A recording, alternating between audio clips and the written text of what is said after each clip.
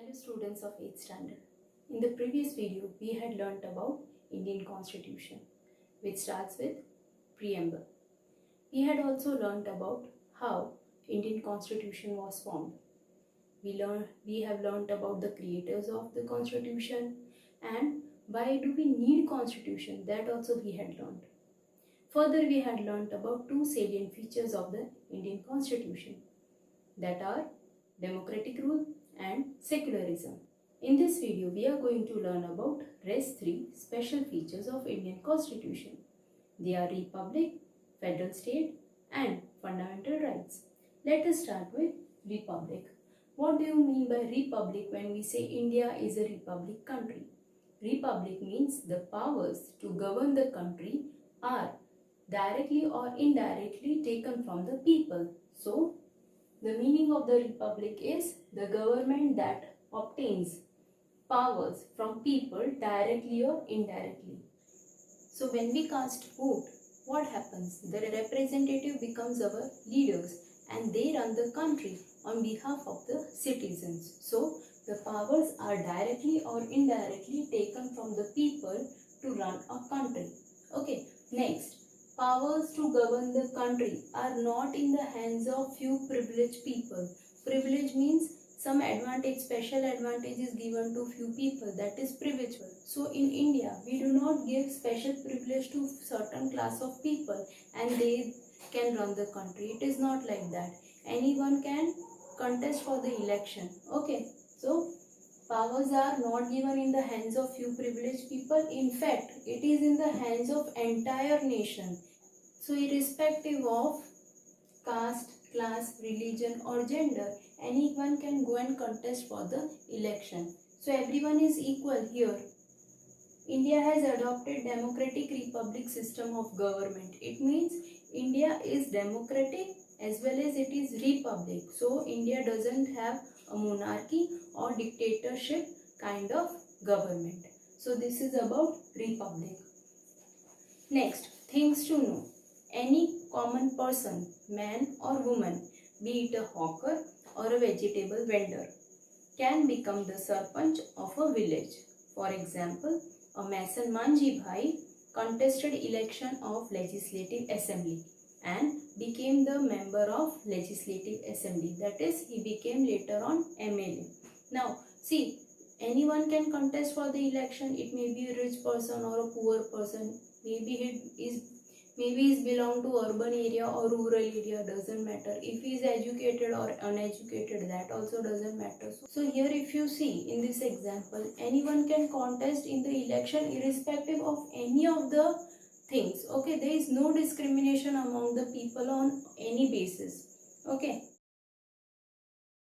Now let us learn about central government. President is the first citizen of our country. Mr. Ramnath Kovind is the current president of our country.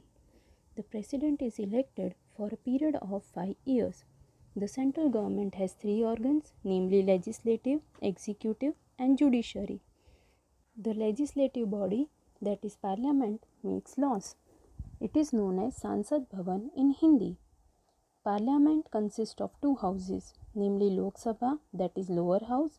The head of the Lok Sabha is called Speaker, who maintains the order and discipline in the Lok Sabha. Mr. Om Birla is the current Lok Sabha Speaker. And the Rajya Sabha, that is upper house, the Vice President of India is the chairman of the Rajya Sabha. Mr. Venkaiah Naidu is the chairman of the Rajya Sabha.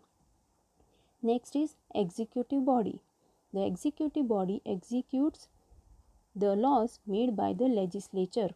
The executive body is headed by the Prime Minister, who is supported by the councils of ministers, that is group of ministers. Mr. Narendra Modi is the present Prime Minister of India. There are various functional departments such as finance, home, defense, external affairs and many more, which are headed by Nirmala Sitharaman, Amit Shah, Rajnath Singh, S. Jaishankar respectively. And the last one is judiciary system. The judiciary system consists of Supreme Court, which is the highest justice giving authority. It gives justice and punishes the offender The Supreme Court of India is in Delhi. Mr. Sharad Bobde is the Chief Justice of India. Let us learn about the state government. The state government at the respective state is known as the state government.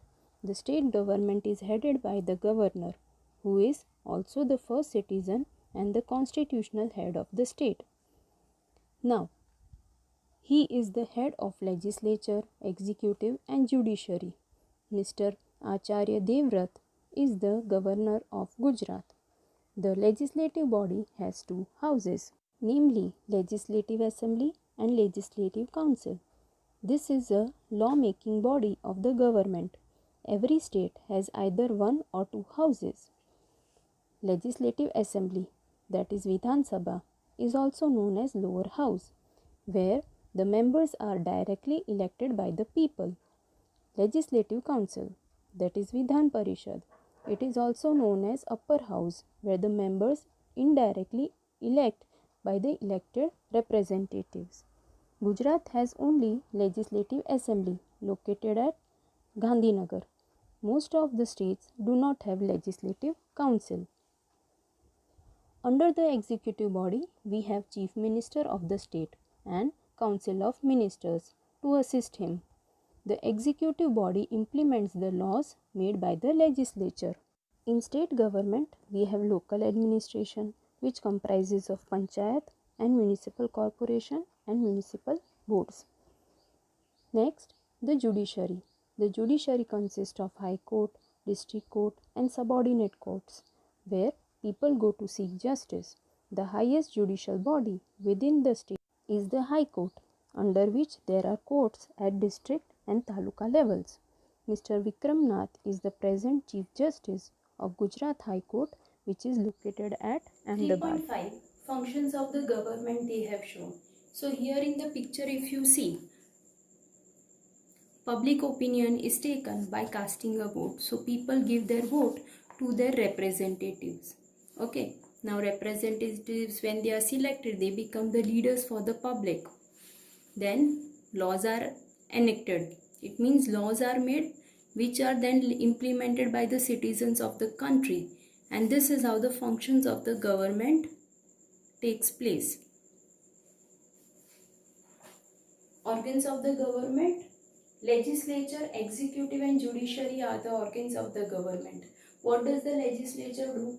The legislature body makes laws. यानी जितने कायदे कानून बनाने हैं country में, it is made by the legislature body. Okay. Now when the laws are made, they have to be implemented also. So the implementation of the laws is done by the executive body. Okay. So police is also one of the part of the executive body. अगर हम rules follow नहीं करते हैं, laws follow नहीं करते हैं, तो police हमें क्या करती है? पुलिस हमें follow करवाती है. Executive, with the help of civil service officers, implements the laws. There are so many officials which are there so that the implementation of the laws takes place properly. Okay, and then we have judiciary. What does the judiciary do? Judiciary provides justice. So if and when people don't follow the laws, what happens? It is the judiciary body which provides justice. So if anyone who is breaking the laws, the one who is not following the rules properly, they are punished by the judiciary body. Okay, it consists of Supreme Court, High Court, District Court, Session Court, Taluka Court. Okay, these are the part of judiciary body. Okay, so they are the one who provides justice to the people. Next is federal state. Okay, India is a federal state. Now, what do you mean by federal? Federal means union of states. Okay, there is a distribution of subjects on which the central or the state government can frame laws. There are three such lists: union list, state list and the concurrent list. The responsibility of a state is limited to a particular state, whereas the central government takes care of the whole nation. Laws framed by the central government are applicable to the entire nation. So whatever laws have been made by the central government, that has to be followed by whole nation. Now, if you remember students, last year we had done this portion of union list, state list and concurrent list. Okay, I will show you in the last year books. In the last year book, this portion we had done. Union list, they have mentioned the subjects, state list, and then we have concurrent list also. Okay, so if you have this book, you can definitely go through the portion again. Next is fundamental rights. Fundamental rights means basic individual rights, okay, which are given by the Constitution of India. So all these fundamental rights are mentioned in the Constitution of India, and all the people have right to use it. Fundamental rights of Indian Constitution was provided by the Constitution of India that was adopted on 26th of November in the year 1949, but was put in use on 26th of January 1950 when actually our constitution was enforced. The fundamental rights of the Indian citizens guarantee that the residents of the land can lead a peaceful life as long as they are inhabit the country. So the fundamental rights which are mentioned in the Constitution of India, they guarantee the people who are living in India, okay, what they guarantee? That guarantee that they will be living peaceful life in India, okay. The individual fundamental rights of Indian citizens are most of the time similar in all democratic countries. So all the democratic country will be having more or less similar fundamental rights, okay. Now here are some of the fundamental rights which are mentioned in the Constitution of India. The very first one is about the equality before the law. Okay, what does it mean? Equality before the law ensures that equal protection of the law will be provided within the territory of India, and there will be no discrimination among the people regarding class, caste, gender, religion or other things. Okay. And everyone will be equal in the eyes of law. The second one we have freedom of religion. Okay, we had learned during the time of secularism also that people have the right to follow whichever religion they like. Okay, even they have the right to propagate also. Religion जो follow करना है उसके लिए भी उनको right है, और प्रचार करने के लिए भी उनको राइट दी गई है कॉन्स्टिट्यूशन से. So no one can force anyone कि आपको यही रिलीजन फॉलो करना है. It is up to one's choice whichever religion they want to follow. Okay, the third one is freedom of association and peaceful assembly. Have the right to assemble peacefully without arms. So there is no restriction among the people that they should be associating with particular class of people only. जिनके साथ उनको assemble होना है fundamental rights में उनको ये आज़ादी दी गई है कि वो कहीं पर भी assemble हो सकते हैं. Okay, the next one is about speech. Freedom of speech and expression. Now people have the right to express one's choice through different medium. Okay, for example drawing, painting, writing, poetry, okay, even drawing cartoons. Okay, like this they can express themselves. When you are given freedom to speech, it doesn't mean that whatever you like you will be saying. Okay, it should be correct and it should not provoke someone for some wrong reason. Okay, so that is what the Constitution has given us, the right to speech and express ourselves.